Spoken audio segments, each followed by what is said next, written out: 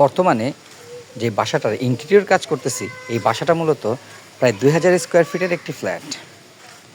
এই 2000 স্কোয়ার ফিটের একটি ফ্ল্যাটে 4টা বেডরুম, একটা লিভিং এবং বড় একটা ডাইনিং স্পেস আছে, পাশাপাশি আছে সুন্দর একটা কিচেন। তো এখন যেই রুমটাতে ঢুকতেছি, এই রুমটা মূলত একটা চাইল্ড বেড। তো এই চাইল্ড বেডে সুন্দর একটা দরজার ডিজাইন করা হয়েছে সামনে, এটাও কাস্টমাইজ ডিজাইন। এরপরে যদি আমি ভেতরের অংশে যাই, তাহলে হচ্ছে একটা রিডিং টেবিল। যেহেতু বাচ্চা মানুষ পড়াশোনা করে, তো তার রিডিং টেবিলের প্রয়োজন এবং তার প্রয়োজনীয় আসবাবপত্র রাখার জন্য বড় একটা স্টোরেজ। এর পাশে একটা ড্রেসিং ইউনিট। এই রুমটা থেকে যদি আমি বের হই, তার ঠিক অপোজিটেই আছে হচ্ছে মাস্টার বেডরুম। এই মাস্টার বেডরুমকে ফাংশনাল করার জন্য তার যা যা জিনিসপত্র প্রয়োজন আমরা তাই মিনিমাল স্পেসে রাখার চেষ্টা করেছি। এখানে দরজা খুলতেই আমরা একটা স্টোরেজ স্পেস, বেডের পজিশনে আমরা খুবই মিনিমাল একটা প্যানেল, সুন্দর একটা সিলিং প্রোভাইড করার চেষ্টা করেছি। সিলিংটাকে ফ্লোটেড রাখা হয়েছে যেন মনে হয় যে সিলিংটা হচ্ছে ভাসমান।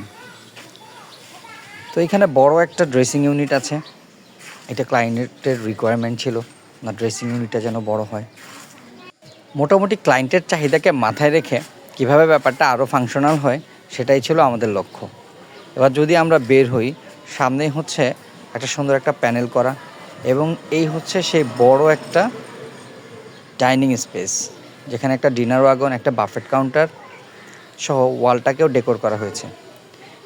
এই দরজাটা আমরা কাস্টমাইজ করে দিয়েছি। এটা সেগুন কাঠের দরজা।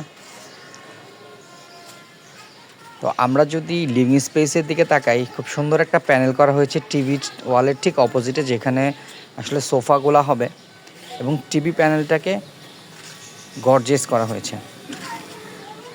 একটু ডার্ক শেড রাখা হয়েছে যেন টিভি দেখার সময় কোনো প্রবলেম না হয়।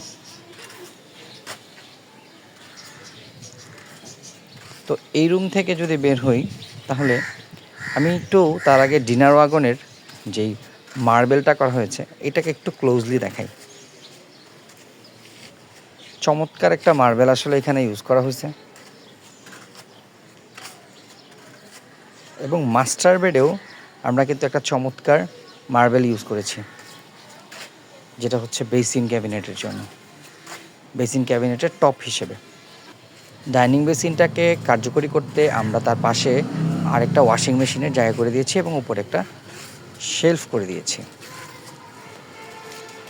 এখন যে রুমটাতে ঢুকতেছি, এটা হচ্ছে চাইল্ড বেড 2, অর্থাৎ এর আগে যেটাতে ছিলাম এটা চাইল্ড বেড 1 ছিল।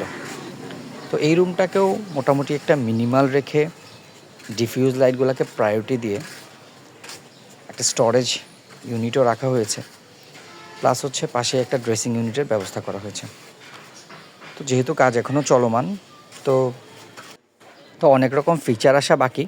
তো হোপফুলি যে সবগুলো ফিচার অ্যাড হলে এটা অনেক লুক্রেটিভ হবে।